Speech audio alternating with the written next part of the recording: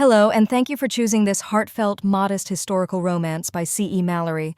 Before we get started, don't forget to hit that subscribe button. Your support is appreciated and helps us continue bringing you more captivating tales, completely free. In each story are bits and pieces of true accounts of my personal life. So grab a pillow and make yourself at home and let your imagination transport you to a world of love, courage, and adventure in a time long past. Enjoy the story. Chapter 1. A Glimmer of Hope and a Hidden Glance. The clinking of teacups was a gentle counterpoint to the city's distant morning rumble. Caroleena, her long blonde hair cascading over the shoulders of her modest long-sleeved dress, traced the rim of her cup, her green eyes troubled. "Caroleena, dear," Charlotte began, her voice as warm and comforting as the tea she poured. Charlotte, with her kind eyes and ever-present gentle smile, was the epitome of sweetness, but today a hint of concern lined her brow. "You know I cherish having you here like a sister, but the truth is the landlord doesn't accept good company as payment, and the grocer needs coin, not just charm." Caroleena looked up, her own smile tinged with anxiety. "Oh, Charlotte, I know, and I am so very grateful for your kindness, truly. It's just, well, Papa always said a lady shouldn't—" "Your papa isn't here, sweet girl," Charlotte interrupted softly, reaching across the small table to pat Carolina's hand. "And this is New York. It's a bustling place full of opportunity, but one must be practical. If you're to continue staying, and I dearly hope you do, you'll need to find some work. To help with the bills, you understand." "Yes, of course, I understand," Caroleena said, straightening her shoulders with a newfound resolve. "I want to contribute. I will find something. We can start looking today." And so they did. The city air, a mix of coal smoke, horse manure, and the tantalizing scents from 1,000 kitchens, swirled around them as they navigated the crowded sidewalks. "Good day, madam," Caroleena said, her voice hopeful, to a stern-looking woman behind the counter of a millinery shop. "I was wondering if you might be in need of an assistant. I'm very eager to learn." The woman peered at her over her spectacles. "Experience, miss? We require girls with prior experience in the trade." At a bustling bakery, the air thick with the aroma of fresh bread, the portly baker wiped his floury hands on his apron. "No, ragazza," he said, not unkindly. "My own boys, they help me. No room for more." They filled out neatly penned applications at a grand emporium, its vast floors filled with shoppers and an overwhelming array of goods. A man with a stiff collar and an even stiffer expression took their papers. "We shall keep this on file. Should a suitable position become available, you will be notified." His tone suggested a long wait. As the afternoon sun began to dip, casting long shadows down the avenues, Carolina's feet throbbed, and her initial burst of determination had waned into a quiet despondency. "Oh, Charlotte," she sighed, leaning against a lamppost for a moment. "Perhaps this was a foolish idea. Maybe New York isn't the place for me." Now, none of that talk," Charlotte said, her optimism still remarkably intact. She gave Carolina's arm a cheerful squeeze. "It's only our first day trying. Look, the driver of our hired buggy is signaling. He says there's a little cluster of shops around the next bend, ones we haven't passed yet. Shall we give it one last try before heading home?" The buggy clattered to a halt before a row of smaller, less imposing storefronts. Tucked back, almost shyly, between a boisterous-looking tavern and a quiet cobbler's shop, was a narrow establishment. A weathered sign, painted with a charmingly askew tower, read, "Leaning Tower of Pizza." A warm, savory aroma of baking dough, rich tomatoes, and unfamiliar herbs drifted out, making Carolina's stomach suddenly ache with hunger. "Pizza?" Caroleena whispered, the word foreign on her tongue. "It smells absolutely heavenly." "Well, if there's food, there might be work," Charlotte said with a practical nod. "Let's inquire, shall we?" Taking a steadying breath, Caroleena pushed open the door. A small bell tinkled overhead. The interior was dimly lit but seemed clean, with a handful of simple wooden tables. It was the quiet lull of late afternoon. Only a few patrons were present. Her gaze first landed on an exceptionally short man behind the counter. He was dressed in clothes that looked as though they'd seen many better days, smudged with flour and what appeared to be tomato sauce, giving him a rather disheveled, almost homeless appearance. He was muttering to himself in a rapid, musical language Caroleena didn't recognize, his hands busy stalking rounds of pale cheese and links of reddish sausage beneath the counter. This must be Jimmy from Sicily, she thought. Her eyes then shifted to a taller man standing beside Jimmy, seemingly in charge. This man was the very picture of prosperity. His dark suit was impeccably tailored, his white shirt pristine, and a polished gold watch chain gleamed against his waistcoat. He was surrounded by a couple of other well-dressed men at a nearby table who listened with deference as he spoke to Jimmy, his gestures sharp and decisive. He had the air of someone important, someone used to being obeyed, almost like a character from one of those thrilling mobster tales. As the bell announced Caroleena's entry, this man, Tony, she presumed, turned. His sharp, assessing gaze softened almost instantly as it fell upon her. A broad, confident smile spread across his handsome face. "Well now, benvenuta, signorina," Tony exclaimed, his voice smooth and carrying a distinct New York assurance. He took a step towards her, his eyes openly admiring her long blonde hair and green eyes. "Welcome to the Leaning Tower. What can Tony do for such a lovely vision today? Come for a slice of the finest pizza this side of Napoli?" He gestured grandly.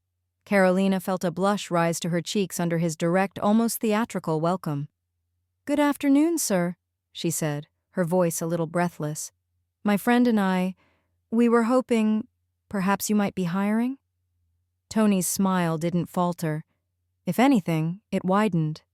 He leaned an elbow on the counter, striking a pose that was clearly meant to charm. "Hiring, you say? For a beautiful young lady like yourself?" He gave a low chuckle. "It's a distinct possibility. Tell me, Cara, have you ever worked as a waitress before? Know how to flash a smile and keep the customers happy?" "No, sir. I haven't any experience as a waitress," Caroleena admitted, lifting her chin slightly. "But I am a very quick learner, sir, and I am not afraid of hard work. I am truly in need of a position." As Tony regarded her, a playful glint in his eyes, Carolina's gaze drifted past him for a moment, towards an open doorway leading to a back room. Through it, she caught glimpses of another man. He was tall and slender, his light, almost blonde hair catching the lamplight as he moved.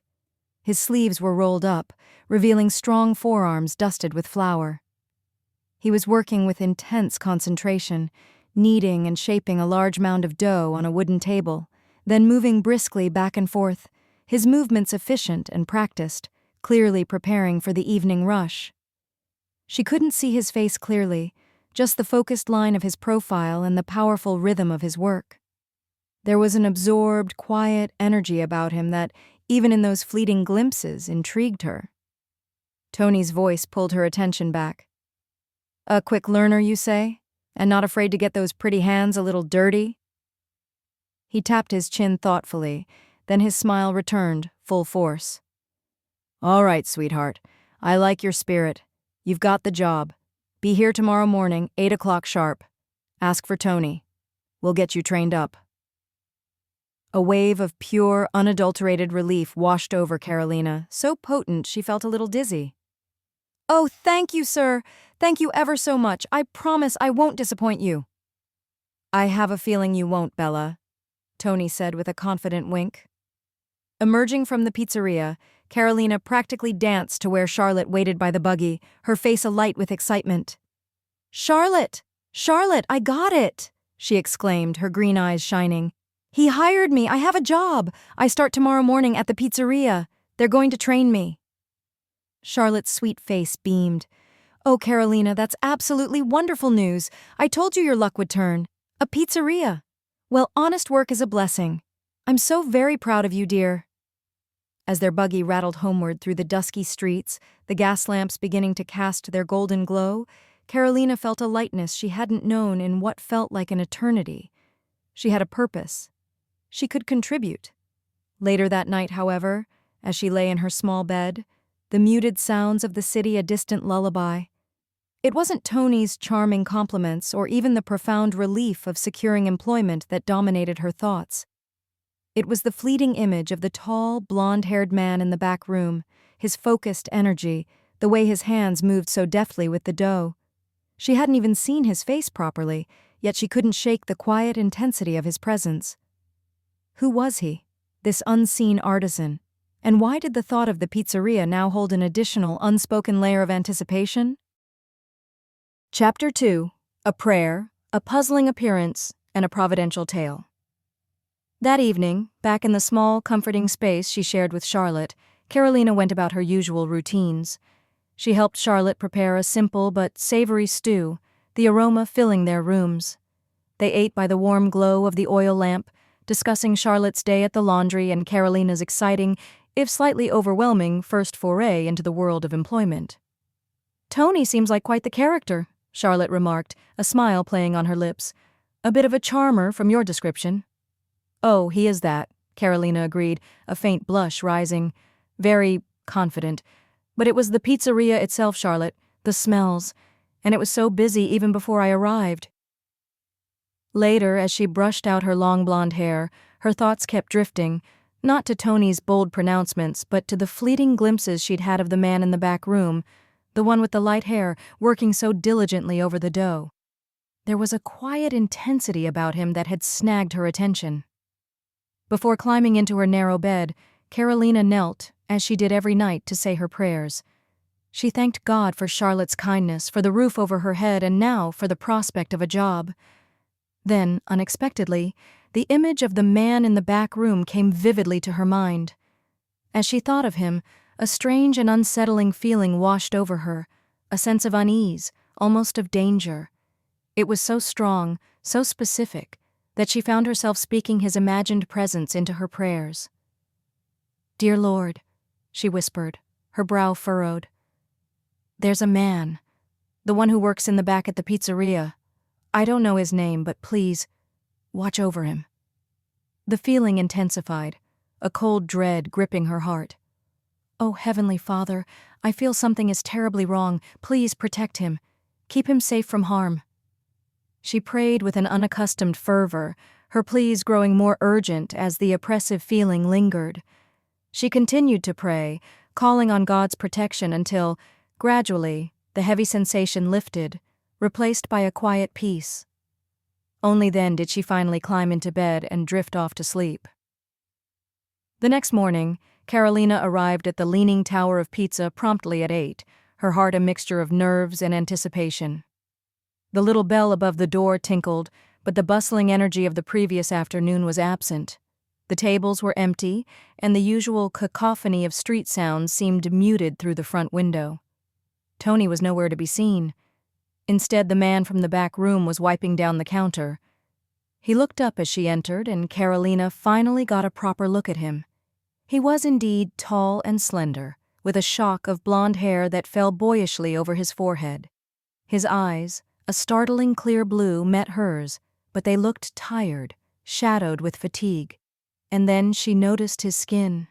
His face, his neck, his hands, any visible part of him, was covered in small, angry-looking red spots. He offered a weary but kind smile. "Ah, you must be Caroleena. Tony, he had some urgent business. Called away. So it looks like I will be training you today. I am Roberto." His voice was softer than Tony's, with a slight, unplaceable accent. "It's very nice to meet you, Roberto," Caroleena said, trying not to stare too obviously at the spots. She assumed this was just how he looked. Perhaps it was some sort of skin affliction. "Welcome," Roberto said, gesturing around the quiet pizzeria. "Training is not so difficult, you will see. Mostly you take the order, what they want to eat, what they want to drink, and you tell me, or Jimmy, if he is here." He nodded towards the back, where she could hear the faint sounds of Jimmy muttering in Sicilian. "Here's the menu." He handed her a single, handwritten sheet. "Study this. Get to know the items, especially the best sellers, the margarita, the pepperoni, the sausage. We always have a soup of the day." He gave a small, almost conspiratorial smile. That is usually whatever Jimmy finds left in the freezer. Surprisingly, it is always delicious. And for dessert, cannoli and whatever cake Jimmy's wife has sent over. The place remained deserted, the calm before the lunchtime storm. As Roberto explained the simple system for writing down orders, Caroleena found herself looking at the myriad red spots covering his exposed skin. The memory of her intense prayer from the night before suddenly surfaced. "Roberto?"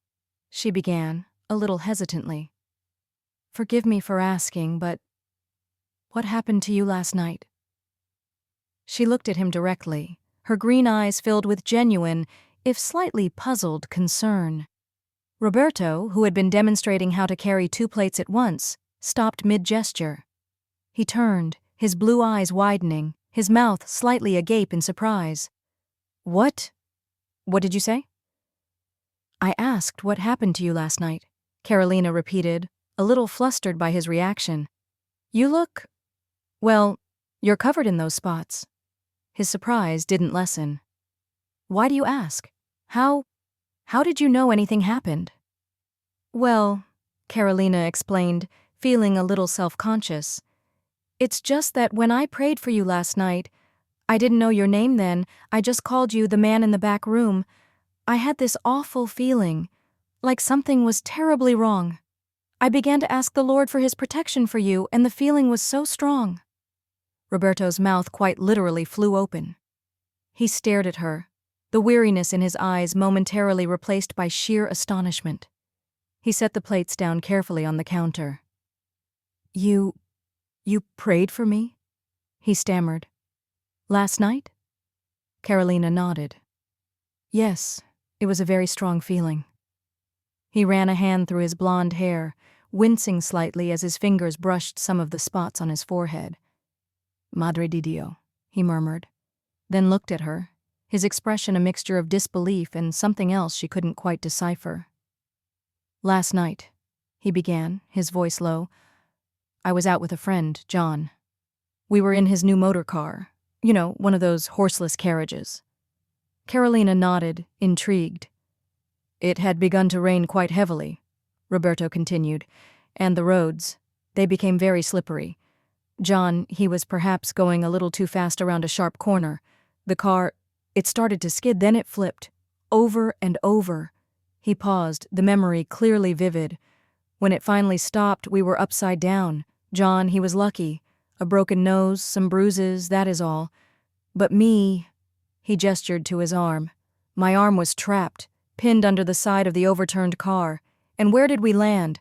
Right in the middle of a giant ant pile. A fire ant pile." Caroleena gasped, her hand flying to her mouth. "Oh no!" "John, he got out and immediately ran for the doctor who lives nearby," Roberto went on. "They managed to get the car off me, but by then, well, the ants, they had a feast." He gestured to the spots. "I was bitten from head to toe. Everywhere. Except," he added, a flicker of a grim smile touching his lips, "my chest. The doctor, he said if the ants had gotten to my chest with so many bites, I likely would have gone into shock. He gave me some medicine, told me how to treat them." He looked at Caroleena, a touch of humor now in his tired eyes. "You didn't think I really looked like this all the time, did you?" he asked, almost jokingly. Caroleena felt a blush creep up her neck. "Well, I don't know," she confessed. "I hadn't really seen you properly before today. I suppose I just thought that's what you looked like. But that explains everything. The feeling I had." She looked at him, her earlier concern now mixed with awe. "Roberto, I truly think the Lord really did have his hand on you last night." A strange, soft expression came over Roberto's face. He looked at her for a long moment. Perhaps he did," he said quietly. "And perhaps he used a very kind young lady's prayers."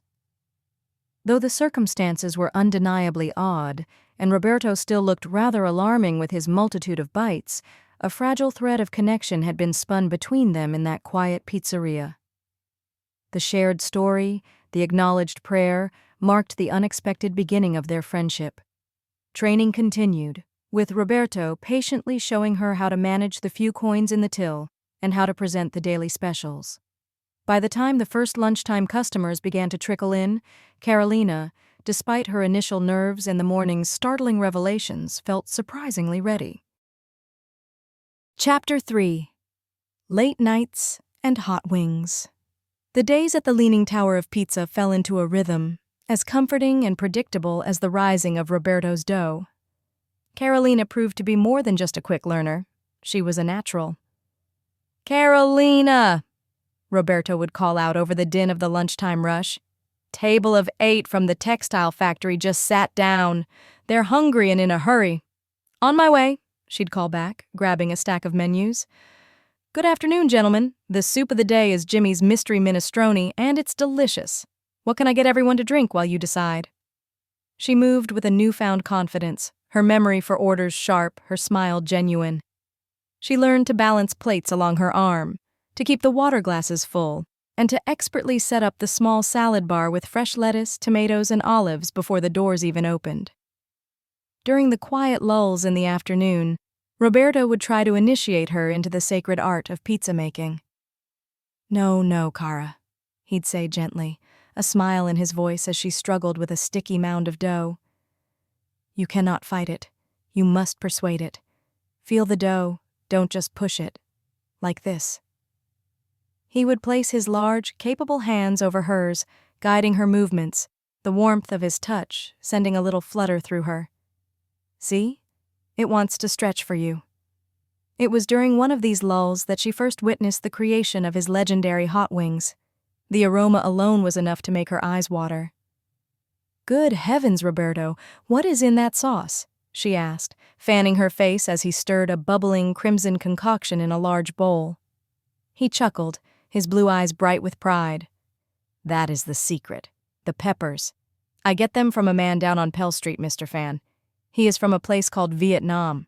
He grows these tiny, fiery peppers in window boxes and sells them to just a few people. He says they are the heart of his homeland's cooking." "It's amazing," Caroleena mused. "It seems the whole world has come to this city, bringing its flavors with it." Later, after the wings were cooked and the sauce bowl was empty, she watched him at the deep sink, scrubbing the bowl with scalding hot water. When he was done, he dried his hands and forearms, and she saw that his skin was an angry red. "Roberto, your arms," she exclaimed with concern. He glanced down and shrugged, a weary but accepting smile on his face. "Ah, it is always like this. The oil from the peppers and the hot dish water, they have a little war on my skin. It will fade.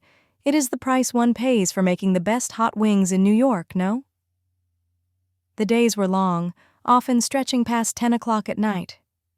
Tony and Jimmy were frequently absent in the evenings, off to what Tony vaguely referred to as other business engagements. This left Caroleena and Roberto to manage the late-night crowd and close up the shop together.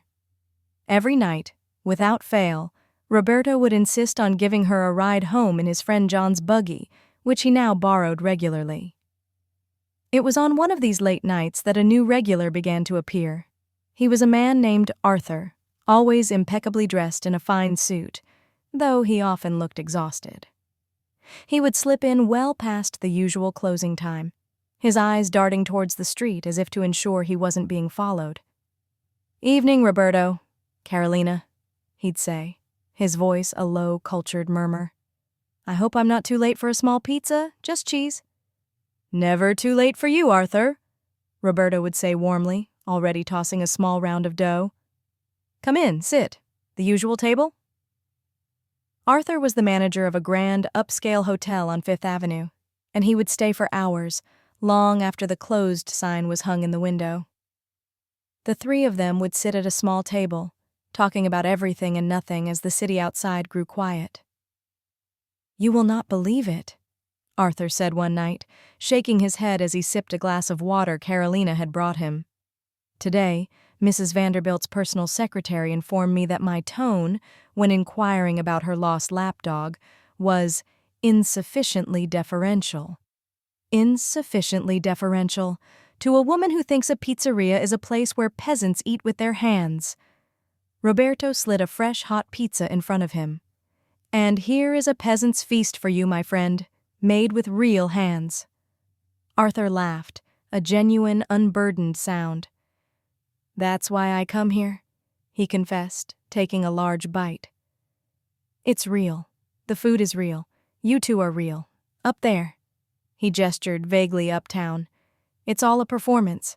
Everyone is watching everyone else, judging them for fraternizing with what they consider a lower class of people. If they knew I came here for the best pizza in the city, I'd be a social pariah." "Their loss," Caroleena said simply, refilling his water. "They don't know what they're missing." The work was tiring, the hours long, but these late-night conversations, the shared jokes, and the easy camaraderie made it feel less like a job and more like a life. Caroleena and Roberto had fun working together. In the controlled chaos of the dinner rush and the quiet intimacy of the late hours, a deep and comfortable friendship was being forged. One pizza, one batch of hot wings, and one late-night ride home at a time. Chapter 4. The Ambush and the Angel of the Alleyway. The weeks turned into a month, and Caroleena felt as much a part of the leaning tower of pizza as the aroma of baking dough that clung to her clothes. Tony remained a fleeting presence. He'd breeze in, usually when the till was full, his sharp eyes scanning the day's take. "Good take today, Roberto, good take," he'd say, clapping Roberto on the shoulder before disappearing to a corner table with a locked briefcase. Caroleena would sometimes see him through the kitchen doorway, stacks of bills spread before him, his brow furrowed in concentration. "Does Mr. Tony ever actually make a pizza?" Caroleena asked Roberto one afternoon as they were prepping ingredients. Roberto chuckled, a low, weary sound. "Tony's talents lie elsewhere, Cara. He handles let's call them external investments. Jimmy, bless his heart. He understands flour and yeast, not ledgers and legal notices. So, the paperwork, the bills, the ordering, keeping this place afloat day to day, that falls to me." He hefted a sack of flour onto the counter with a grunt. "And the bank deposits." "You take all the day's earnings home with you?"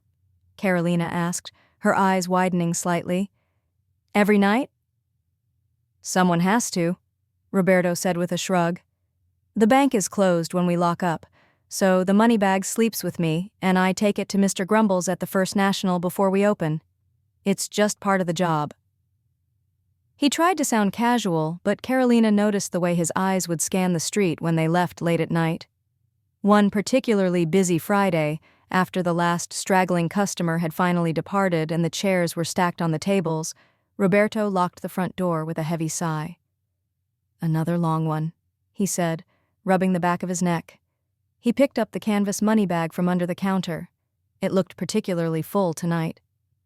"Ready to go, Caroleena?" "Ready as I'll ever be," she smiled, tying her bonnet. They stepped out into the cool night air. The street was quieter now, the usual cacophony of the city muted. John's buggy was hitched where Roberto always left it, a familiar silhouette in the gaslight. As Roberto helped Caroleena up onto the seat, a sudden movement from the deep shadows of the alleyway beside the pizzeria made them both jump. "Evening, folks," a gruff voice snarled. 5 shadowy figures emerged, blocking their path. They were rough-looking men, their faces obscured by low-brimmed hats. One of them, a burly man with a menacing stance, stepped forward. "We'll be taking that bag you're holding, pizza man. Nice and easy, and no one gets hurt." Roberto instinctively pushed Caroleena slightly behind him. "Now, gentlemen, there's no need for trouble." "Oh, there's gonna be trouble if you don't hand it over," another one growled, stepping closer. Before Roberto could react further, 2 of the men lunged. They grabbed his arms, trying to wrestle the money bag from his grip. "No!" Roberto yelled, struggling fiercely. "Get your hands off me!" He twisted and fought, but they were strong. They dragged him towards the edge of the wagon. "Let him go!" Caroleena screamed, her heart pounding in her chest. With a final brutal tug, the men pulled Roberto off the wagon. He landed hard on the cobblestones with a sickening thud, the money bag still clutched in his hand. The men pounced on him. Seeing Roberto go down, something snapped inside Caroleena. Fear was replaced by a white-hot fury. Without a second thought, she grabbed the reins and the whip. "Get up, horse! Ha!" she shrieked, cracking the whip with a force she didn't know she possessed. The startled horse lunged forward, directly towards the struggling knot of men. "What in the—" one of the robbers yelled, looking up in disbelief as the buggy bore down on them. Caroleena didn't slow. She aimed the horse and wagon straight at the thickest part of the melee. "Ah!" she screamed, a wild, desperate sound. There was a sickening thud and a yelp of pain as one of the wheels rolled directly over a man's leg. The others scattered, scrambling to get out of the way. "She's a mad woman!" one of them shrieked, his eyes wide with terror as Caroleena expertly wheeled the horse around for another pass, though she had no real intention of hitting them again. The threat was enough. "A crazy lady? Run for it!" They didn't need further encouragement. The remaining 4 men, dragging their injured comrade, stumbled and fled back into the darkness of the alley, disappearing as quickly as they had come. The sudden silence was deafening, broken only by the horse's nervous snorting and Caroleena's ragged breathing. She pulled the horse to a halt, her hands shaking so violently she could barely hold the reins. "Roberto!" she cried, scrambling down from the wagon. "Roberto, are you hurt?" He was already pushing himself up, wincing. His clothes were torn, and he had a nasty scrape on his cheek, but he was on his feet, the money bag still clutched tightly. "Caroleena," he gasped, looking at her with wide, astonished eyes. You were magnificent." "Are you all right?"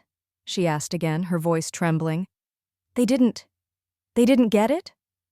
"No, they didn't get it," he said, shaking his head as if to clear it. He gingerly touched his ribs. "I'll be sore tomorrow, that's for certain. But you, Caroleena, you drove them off like a Valkyrie. I've never seen anything like it. I couldn't let them hurt you," she said, tears welling in her eyes now that the adrenaline was fading. Roberto gently took her arm. "Come on, let's get you home. You're shaking like a leaf." He climbed, rather stiffly, back onto the wagon seat, then helped her up. As they rode through the quiet streets, Caroleena couldn't stop looking at him. "You were so brave, Roberto. To fight them all like that." He managed a weak smile. "Brave? Or just too stubborn to let go of the payroll? I think the bravery was all yours tonight, mia cara. You saved us both." But Caroleena didn't see it that way. In her eyes, Roberto, who had stood his ground against 5 ruffians to protect the pizzeria's earnings, was the bravest man in the world. The next morning, Roberto, looking decidedly bruised but resolute, deposited the money at the First National Bank as usual. Later that day, everyone at the Leaning Tower of Pizza, from Jimmy to the boy who swept the floors, received their wages on time, none of them aware of the dramatic events that had ensured their pay. Only Caroleena and Roberto knew how close they had come to disaster, and how a mad woman in a buggy had saved the day. Chapter 5. Scars, Stories, and Strombolis. The attempted robbery cast a long shadow, but within it Roberto and Caroleena found themselves drawn even closer. The shared terror and Carolina's unexpected, fierce protectiveness had forged a new layer in their burgeoning friendship. In the days that followed, they were more solicitous of each other. A quick, "Are you feeling all right today, Roberto?" from Caroleena, or a concerned, "You seem a little tired, Caroleena. Perhaps you should sit for a moment?" from Roberto, becoming common exchanges. The incident had stripped away some of the workplace formality, leaving a raw, tender concern. During a quiet afternoon, as the scent of simmering tomato sauce filled the air and the lunchtime rush had subsided to a gentle trickle of latecomers, Roberto found himself opening up to Caroleena in a way he hadn't with anyone in a long time. He was kneading dough, his movements rhythmic and practiced, but his gaze was distant, fixed on a memory. "You know, Caroleena," he began, his voice softer than usual. "That night, with the robbers, it wasn't the first time I thought my number was up." Caroleena paused in her task of refilling the napkin holders, her green eyes immediately fixed on him with concern. "What do you mean, Roberto?" He sighed, dusting flour from his hands. "When I was younger, just into my 20s, I had a job. A terrible job, really. At a factory that recycled those big industrial paint drums. People would bring in their empties and we'd clean them out to be refilled." He leaned against the counter, the usual cheerful light in his blue eyes dimming as he recounted the tale. There was this one tank, a huge thing. It had a pressure gauge, but some careless worker had managed to get paint all over it so you couldn't read it properly. Usually, when a tank still had pressure, you'd hear a hissing sound as you loosened the lid. This one? It was silent. I figured it was empty, no pressure left. Caroleena listened intently, a knot forming in her stomach. So, Roberto continued, his voice dropping, I started to unscrew the main lid. The moment the last thread gave way, it just exploded. The lid, the paint residue, everything right in my face. Caroleena gasped, her hand flying to her mouth. Oh, Roberto, no! It threw me back several feet, he said, his gaze unfocused as he relived the moment. Woke up in the hospital. I was there for 2 months. Head injury, they said. A bad one. So many surgeries. I lost count. He unconsciously touched his forehead, just above his left eyebrow. They had to use this fiber mesh stuff to patch a hole in my forehead. You can still feel it a little. He gave a wry, humorless smile. My head swelled up like a giant ball. Looked like something out of a freak show. It's funny to joke about now, but back then? He shook his head. I knew how close I'd come. He traced a finger along his left eyebrow, where a faint, silvery scar bisected the dark blonde hairs. That's where one of the bigger cuts was. And this eye, he gestured to his left eye. It's always seemed a little bigger than the other since then. The skin it stretched, I suppose, from all the swelling. He finally met her gaze, a profound weariness in his own. But I was alive, somehow. Caroleena stared at him, her heart aching for the young man he had been, for the pain and fear he must have endured. Roberto, she whispered, her voice thick with emotion. I can't even imagine. To survive something like that. It's a miracle. She reached out, her fingers gently touching the back of his hand where it rested on the counter. The Lord was truly watching out for you, even then, just like he was the night of the robbery and with the ants. It seems God has been protecting you for a very long time, Roberto. Roberto looked down at her hand, then back up at her earnest face. He wasn't a particularly religious man, not in the way Caroleena seemed to be, but her conviction was so pure, so unwavering, it gave him pause. You really believe that? He asked, a hint of wonder in his voice. I do, Caroleena said firmly. He has spared you for a reason, Roberto. For a great purpose. You need to start recognizing that. He wouldn't have brought you through so much for no reason at all. These kinds of conversations became more frequent during the lulls between the rushes. While Roberto showed her how to fold the dough just so for a calzone, his personal favorite, oozing with ricotta and mozzarella, or how to layer the meats and cheeses for a hearty stromboli, which quickly became Caroleena's favorite, they would talk. She spoke of her simple faith, of the comfort she found in prayer, and he, in turn, found himself listening, really listening, perhaps for the first time in his life, to someone speak of a divine plan that might include him. He taught her the secrets to his marinara, the importance of fresh basil, and she, in her quiet way, taught him to look for signs of grace in the everyday. The pizzeria, with its comforting aromas and the steady rhythm of work, became their sanctuary. The shared labor, the easy companionship, the late-night talks, and now these deeper, more personal revelations were weaving their lives together, thread by thread. Their bond, already strong, was deepening into something profound. Unspoken, unacknowledged, yet undeniably present, Roberto and Caroleena were slowly, surely becoming each other's world. Chapter 6. High Society, Briefcases, and Fish Head Soup. The morning sun cast long shadows through the front window of the leaning tower of pizza as Roberto, looking a little less bruised than the week before, unlocked the back door. He'd already made the daily deposit at the First National, the canvas bag now significantly lighter. Caroleena arrived moments later, her cheeks flushed from the brisk walk, a cheerful "Good morning, Roberto," on her lips. "Morning, Caroleena," he replied, the weariness in his eyes lessened by a genuine smile. "Ready for another day of slinging pizzas and charming the customers?" "As ready as I'll ever be," she laughed, already tying on her apron. The familiar dance began. Roberto firing up the massive ovens, their heat slowly chasing the morning chill from the air. Caroleena meticulously setting up the small salad bar, arranging the crisp lettuce and gleaming olives, then moving on to rolling silverware into neat paper napkins and ensuring each menu was spotless. Just as the first tantalizing aromas of baking bread began to permeate the air, the bell above the front door tinkled, announcing an unexpected arrival. It was Tony, and he wasn't alone. On his arm was a woman who looked as though she had stepped directly from the pages of a high society fashion plate.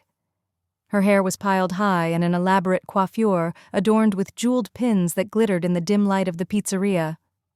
Gold chains dripped from her neck, and heavy gold bracelets jangled on her wrists.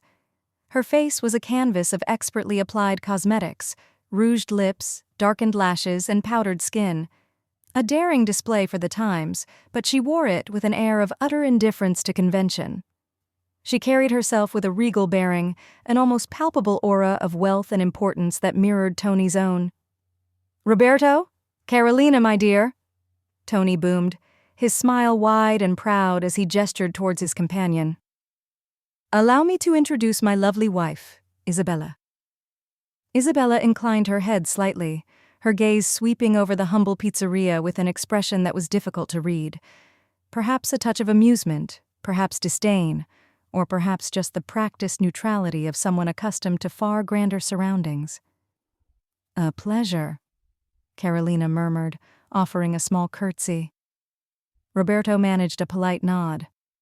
"We're here for lunch," Tony announced, already guiding Isabella towards his preferred corner table, the one that offered a discreet view of both the door and the counter. "The best pizza in New York, my love, as I've always told you." Carla, the other waitress who worked the busier shifts, a seasoned professional with years of experience navigating demanding customers, was quickly summoned. Caroleena, still considered too new for such high-stakes service where a single misstep could incur Tony's displeasure, busied herself in the background, though her eyes kept drifting towards the glamorous couple. Isabella picked at her pizza delicately, while Tony ate with gusto, regaling her with stories, his voice a low rumble.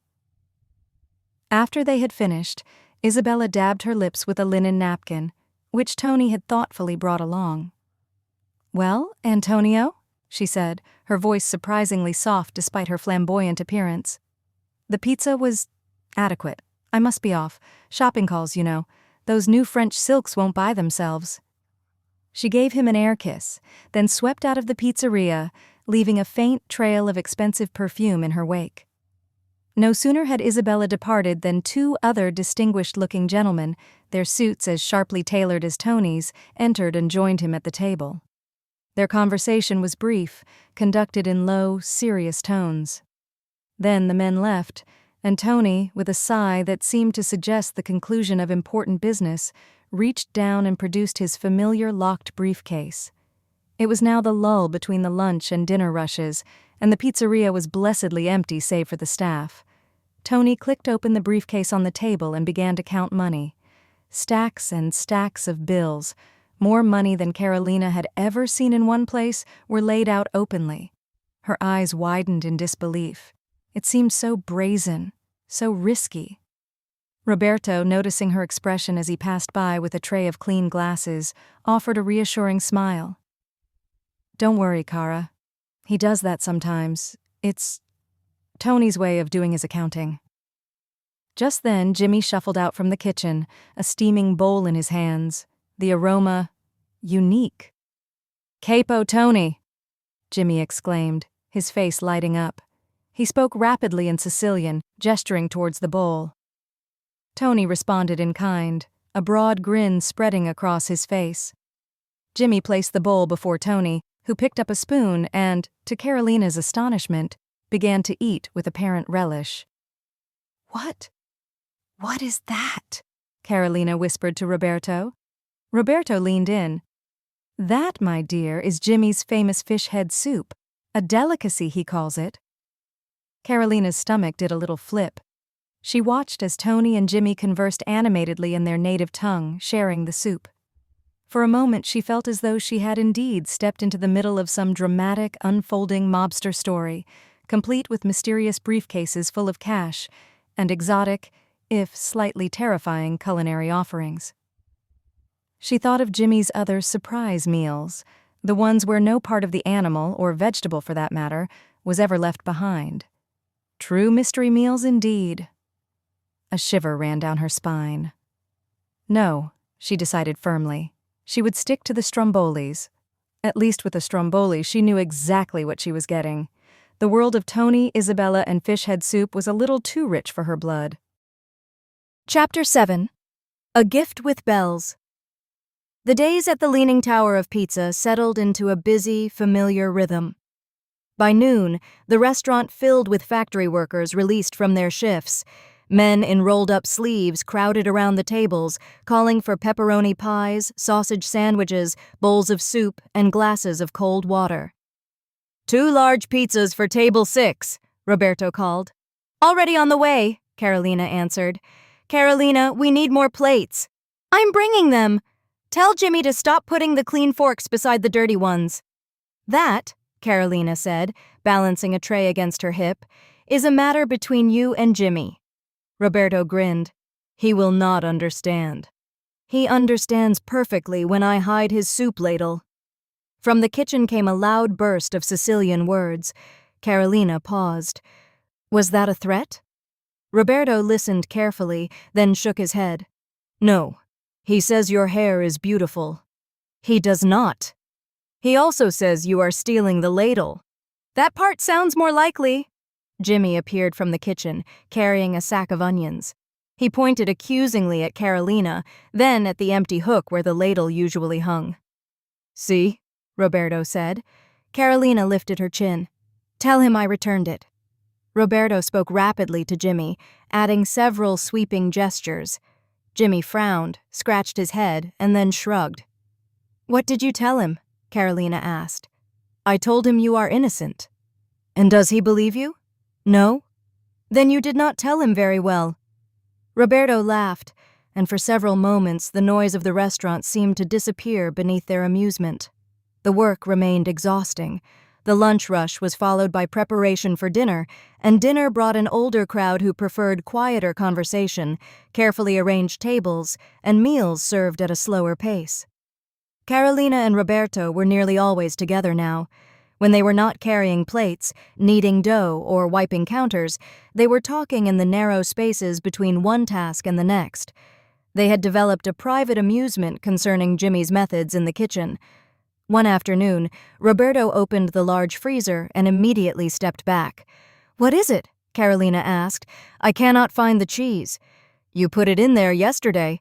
I know where I put it. Then why can't you find it? Roberto pointed into the freezer.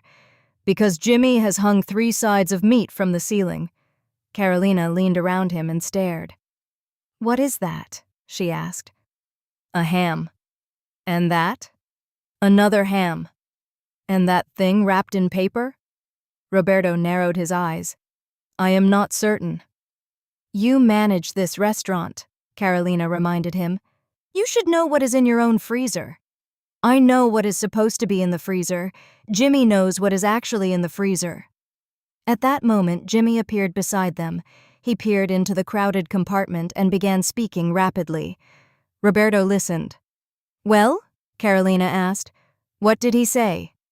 He says the cheese is behind the meat. Which meat? Roberto translated a second time. He says, the good meat. Caroleena folded her arms. That does not narrow it down. Jimmy reached into the freezer, moved aside a wrapped bundle, lifted a basket of onions, and finally pulled out a wheel of cheese. He held it up with great pride. Roberto nodded. There it is. Caroleena examined the cheese. That is not the cheese we bought. Jimmy shook his head vigorously and waved one hand as if dismissing her concern. What does he say now? She asked. Roberto gave a helpless shrug. He says it is better cheese. Of course he does. Jimmy smiled and returned to the kitchen. The surprise soup was even more difficult to understand. Each day, a small chalkboard stood beside the counter announcing the soup of the day. Sometimes it was vegetable soup. Sometimes it was chicken soup. On other occasions, even Roberto could not identify everything in the pot. "What is today's soup?" Caroleena asked one morning. Roberto lifted the lid and looked inside. "Jimmy says it is a special soup." "That is not an answer. He says it has vegetables, broth, meat, and love." "That is even less of an answer." A customer approached the counter. "Pardon me," the man said. "What sort of soup is that?" Roberto glanced at Caroleena. Caroleena glanced at the pot. Jimmy, from across the room, gave them both an encouraging thumbs up. Roberto smiled politely at the customer. "A very good soup." "Is it beef?" "Possibly." "Chicken?" "Also possible." "Fish?" Roberto hesitated. Caroleena whispered, "Do not say fish." "Not fish," Roberto told the customer. Jimmy shouted something from the kitchen. Roberto closed his eyes briefly. "What did he say?" Caroleena whispered. "He says there is a little fish." The customer looked suspiciously at the pot. Caroleena stepped forward with a bright smile. "Perhaps you would prefer a stromboli." The man considered the offer. "What is in it?" "Cheese, meat, peppers, and onions," Caroleena replied. "Are you certain?" "Entirely." He ordered the stromboli. When he left with his meal, Roberto leaned against the counter and laughed. "You saved him," he said. "I saved us both," Caroleena replied. Their laughter faded when Tony entered through the front door. He wore his finest dark coat and carried the same polished briefcase he used whenever he counted money. He gave the room a quick glance, nodded to the customers, and walked toward the back. Caroleena watched him disappear. "Do you think he is going to count money again?" she asked quietly. Roberto lowered his voice. "He counts it every week." "Yes, but where does it come from?" "Customers. That much I understand." "Then what is the mystery?" "The mystery is why he has so much of it." Roberto looked toward the back room. "Perhaps he is very good at business. Perhaps he owns half of New York. Perhaps. Perhaps he has money hidden beneath the floorboards." Roberto pretended to consider this. "If he does, Jimmy has probably put meat on top of it." Caroleena covered her mouth to keep from laughing. The two of them had whispered about Tony's money many times. Neither knew exactly what he did beyond the pizzeria, and Tony offered no explanations. He came and went as he pleased, sometimes disappearing for days. When he returned, he brought documents, money, and news of business ventures that were never fully explained. Whatever his work involved, it made him important. It also made Caroleena curious. "I do wonder," she said, "what he does with all those bills." Roberto folded a napkin. "I wonder too." "You never asked him?" "I value my life." Carolina's green eyes widened. "You think he would hurt you?" "No," Roberto said quickly. "But he might ask me to read another stack of legal papers." "That is nearly as frightening." The evening rush began to settle at last. The older customers finished their suppers, the factory workers had gone home, and only a few people remained at the tables. Roberto was restocking the counter while Caroleena arranged clean glasses when Tony appeared in the doorway. "There you are," he said. Roberto looked up. "Tony, do you need something?" "I need both of you to come outside." Caroleena glanced toward the dining room. "Now?" "Now," Tony said. "Jimmy can watch the place for a few minutes." From the kitchen, Jimmy called out. Tony looked toward the sound. "He says he can watch it for an hour." Roberto wiped his hands on his apron. "What is this about?" Tony smiled. "Come see." The three of them went through the back door into the alley. Caroleena stepped outside first and stopped. A brand new buggy stood beneath the glow of the gas lamps. It was beautifully polished, with dark blue paint, brass fittings, padded seats, and wheels that looked untouched by mud or rough streets. A small row of decorative bells hung along the harness. They gave a delicate jingle whenever the horse shifted its weight. Roberto stared at it. For once, he had no words. Tony placed his hands in his coat pockets. "Well?" Roberto walked slowly around the buggy. He touched the polished wood, then ran his fingers along the brass fittings. "Is this yours?" he asked. "It is yours," Tony replied. Roberto turned. "Mine?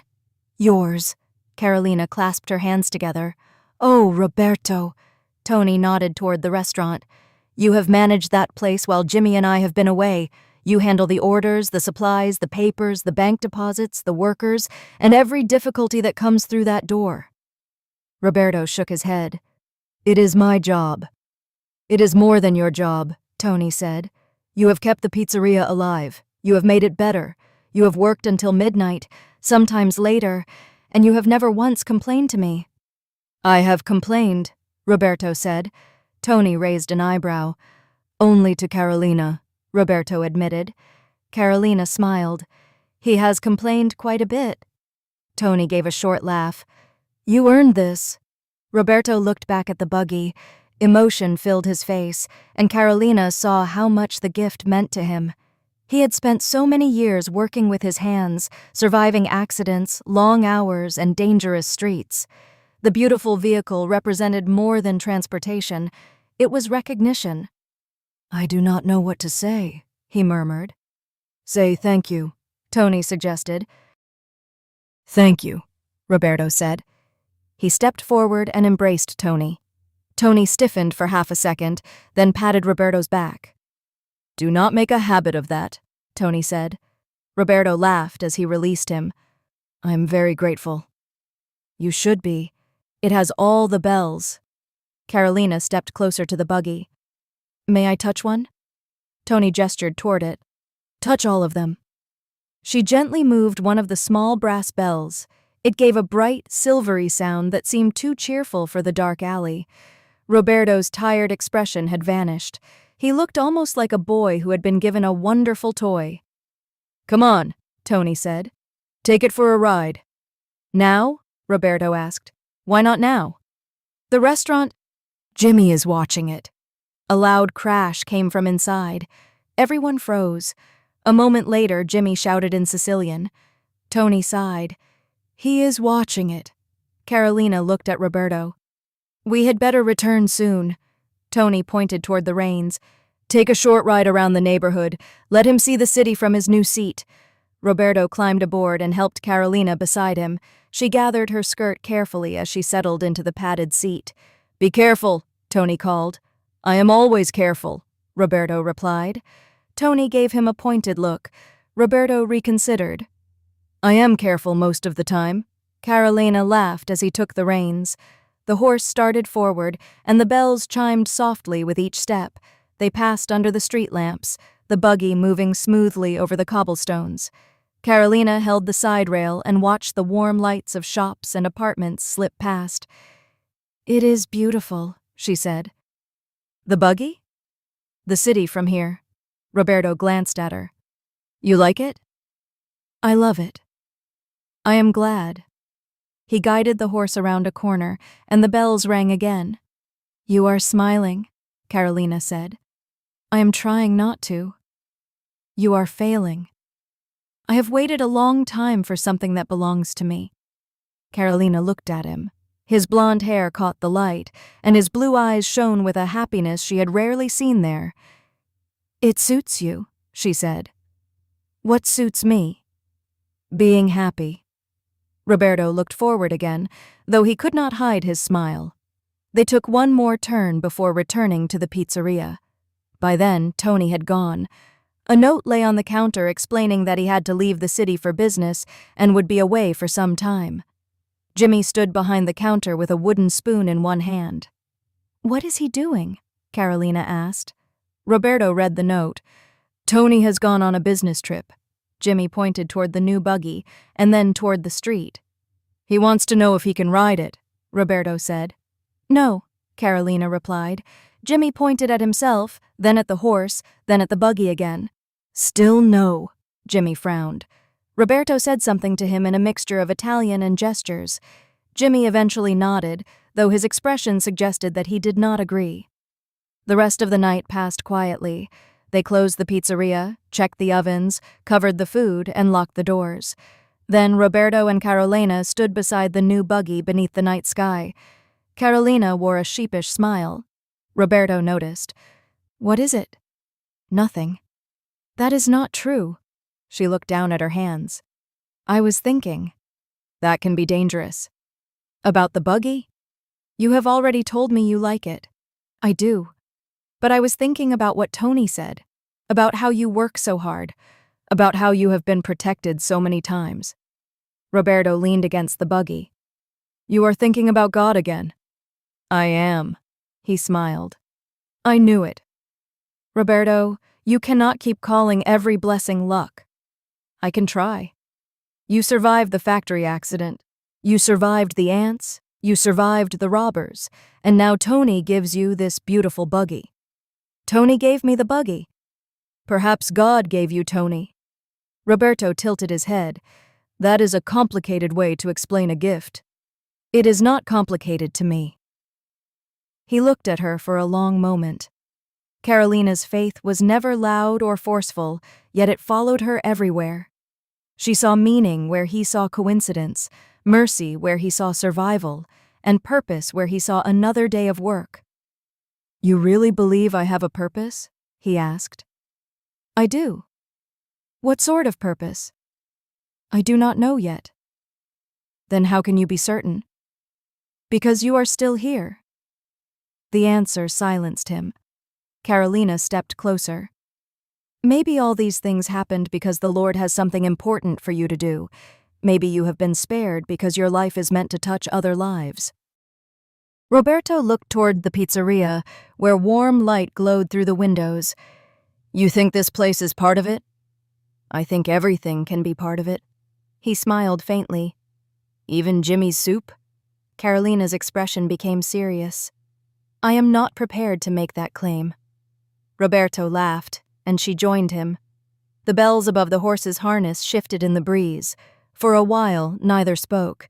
They stood together in the quiet street, surrounded by the scent of bread, the distant sound of wheels, and the soft gleam of gaslight. Roberto had received a new buggy that evening, but he felt he had been given something more valuable. Tony's gift had reminded him that his work mattered. Carolina's words reminded him that perhaps his life mattered too. And beside him, Caroleena felt that every day brought her closer to a future she had never imagined when she first arrived in New York. Neither of them yet understood how completely they had begun to depend upon one another. But they were no longer merely employer and employee. They were companions in work, in danger, in laughter, and in faith, and the bond between them grew stronger with every passing day. By the time June rolled around and began to turn pretty warm, Roberto and Caroleena had become inseparable. They worked together, traveled home together in Tony's gifted buggy, and spent their quiet evenings talking beneath the gas lamps outside the Leaning Tower of Pizza. Their friendship had grown so gradually that neither could say exactly when it had become something more. One evening, after closing the restaurant, Caroleena stood beside the buggy while Roberto checked the harness.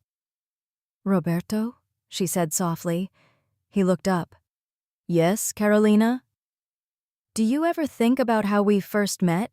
He smiled. "You walked into the restaurant asking for a job. And you were in the back room, covered in flour. And you thought I looked that way all the time." Caroleena covered her face with both hands. "I did not know any better?" "You thought I was born with red spots from head to toe." "I was concerned for you. You were concerned for a very peculiar-looking man." She laughed, but her smile soon softened. "I am glad I walked into that restaurant." Roberto stopped adjusting the harness. "So am I." The bells on the wagon moved gently in the evening breeze. Caroleena looked at him. "You know, those bells have become very dear to me." "They are good bells," Roberto replied. "They remind me of the first time we rode together." Roberto stepped closer. "They are not the only bells I hope you will hear someday." Carolina's breath caught. "What other bells?" He looked nervous then, which was unusual for a man who had faced accidents, robbers, and Jimmy's cooking without fear. "Wedding bells," he said. Caroleena stared at him. Roberto's heart pounded as he continued. I have loved you for some time, Caroleena. I tried to keep it hidden, but I have not been very successful. Her eyes filled with tears. You love me, she whispered. I do, Roberto said. I love you when you are laughing, when you are tired, and even when you defend Jimmy's ladle. I love the way you care for everyone. I love the way you pray. I love the way you have made the pizzeria feel like home. Caroleena stepped toward him. I have loved you too, she confessed. I believe I began loving you before I ever knew your name. Roberto gently took her hand.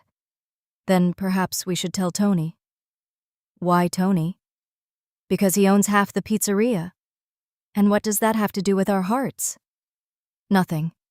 But he will insist that it has everything to do with the wedding. The following morning, Roberto found Tony in the back room, counting money beside his familiar briefcase. Tony, Roberto began. Tony did not look up. If you are here to tell me Jimmy has put fish in the soup again, I already know. It is not about the soup. Tony closed the briefcase. Then what is it? Roberto took a deep breath. I want to marry Caroleena. Tony stared at him for one moment. Then his face broke into a delighted grin. Finally, he exclaimed. Roberto blinked. Finally? Tony stood and embraced him. I have been waiting for you to say it for months. You knew? Everyone knew except perhaps the two of you. From the kitchen came a loud shout from Jimmy. Tony pointed toward the doorway. Jimmy knew too. Roberto smiled. I want to propose properly. Of course you do, Tony said. And I will help. You will help? I will plan everything. Roberto's smile faded slightly. Everything?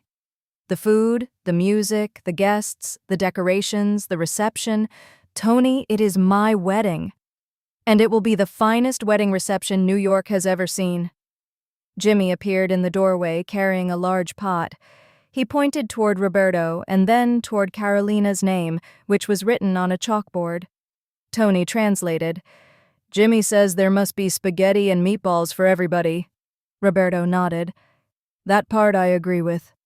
Tony slapped him on the shoulder. Then it is settled.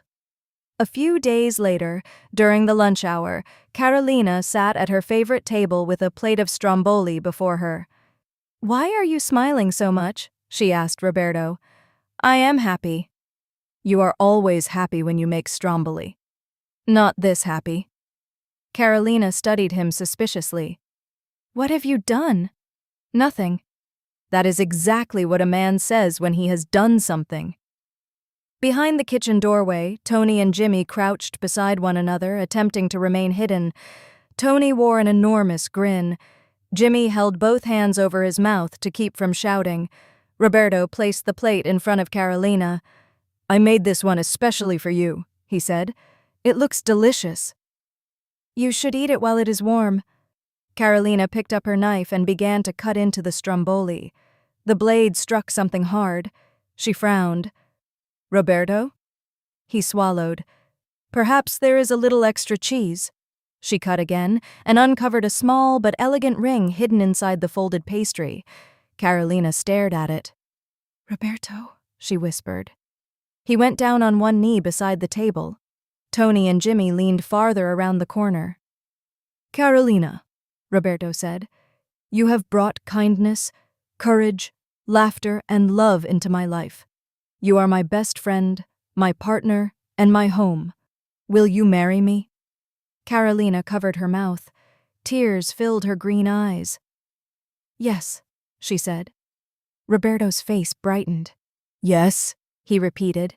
Yes, I will marry you. Tony threw both arms into the air. She said yes. Jimmy leaped from behind the doorway and shouted something in Sicilian. Roberto turned toward them. You were spying? Tony walked into the room proudly.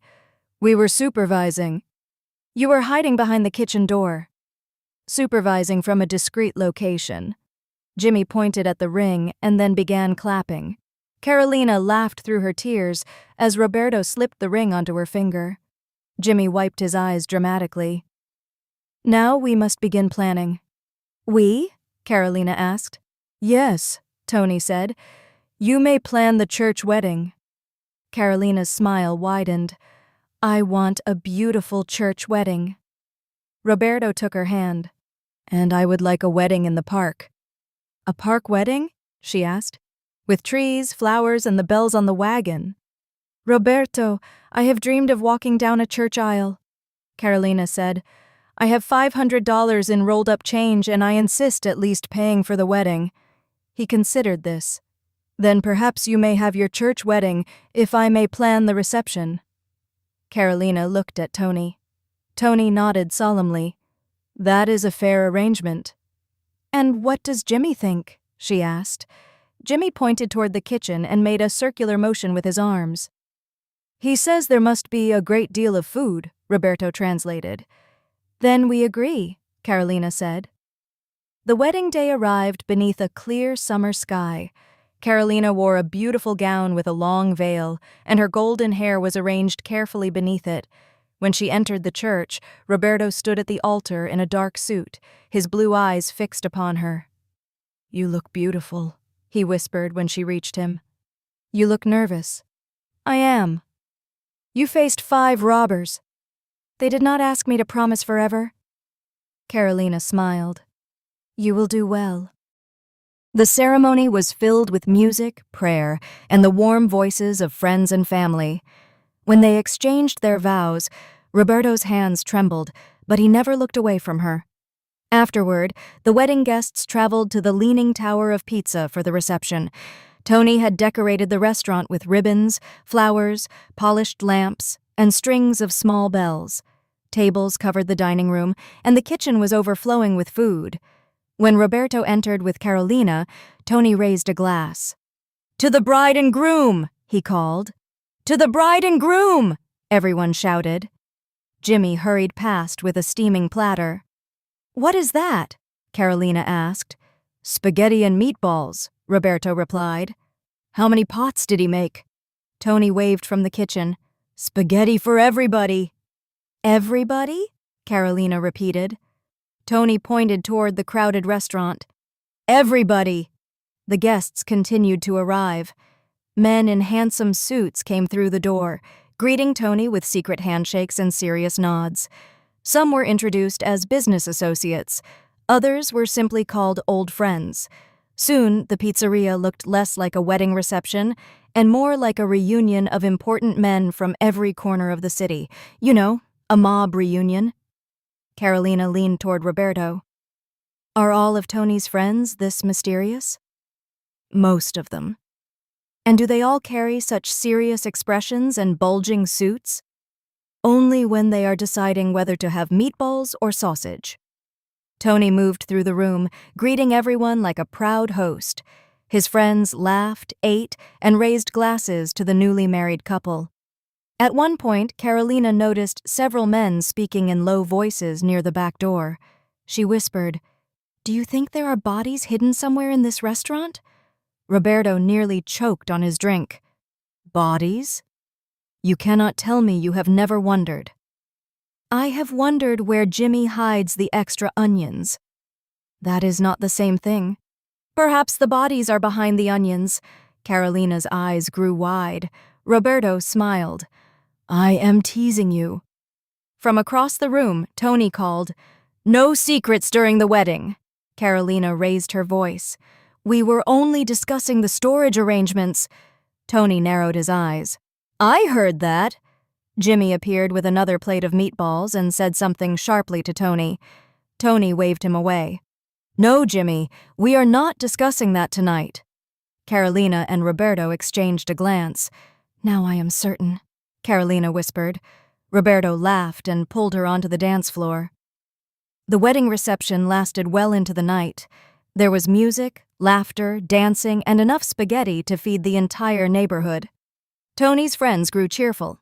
Jimmy sang loudly in Sicilian, and Roberto never once released Carolina's hand for long. At the end of the evening, when the last guest had departed, Caroleena and Roberto stood together beneath the little bells strung across the restaurant doorway. Are you happy? Roberto asked. I am happier than I have ever been. So am I. She rested her head against his shoulder. The Leaning Tower of Pizza brought us together. And Tony's money made the wedding possible. And Jimmy's meatballs fed everyone. Even if no one knew what was in the soup. Caroleena smiled. Some mysteries are best left alone. The days that followed brought new responsibilities and new joys.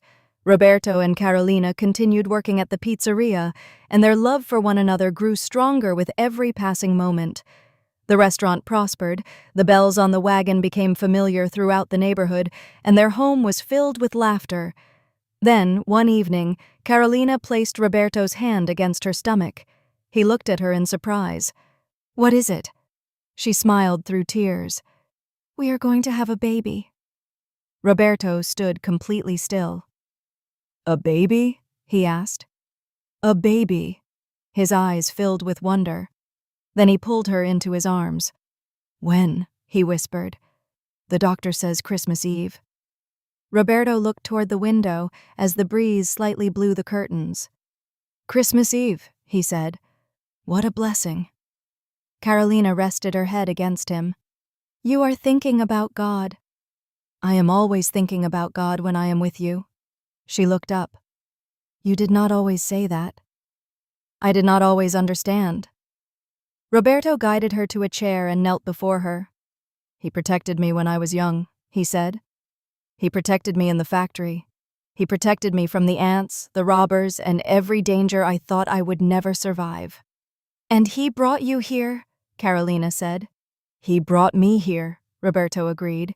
To this pizzeria, to Tony and Jimmy, to you. Caroleena placed her hand over his. We have been given so much. We have, he said. The Lord has been gracious to us. He has protected us in every situation, even when we did not recognize it, and now he has given us a child. Carolina's eyes shone. Our child will grow up surrounded by love. And pizza. And pizza. And perhaps a little of Jimmy's soup. Absolutely not. Roberto laughed and kissed her hand. Outside, the bells on the wagon rang softly as the hot summer wind moved through the street. Inside, the Leaning Tower of Pizza glowed with warmth, carrying the scent of bread, tomatoes, and herbs into the deepest of night. The bells had once marked the beginning of a journey. Now they seemed to announce a new one. For Roberto and Caroleena, love had begun with a job, grown through friendship, survived danger, and blossomed into marriage and family. Their story was not ending so much as opening into another chapter, one filled with faith, laughter, hard work, and the promise of a child born on Christmas Eve. One they would soon call Angel. And in the heart of New York City, beneath the tilted sign of the Leaning Tower of Pizza, their love continued to rise, warm and golden, like fresh dough in a busy kitchen. Thank you so much for joining us today. If you enjoyed this story, don't forget to like the video and subscribe to the channel so you never miss out on more captivating tales. Until next time, take care, stay safe, and God bless. See you in the next video.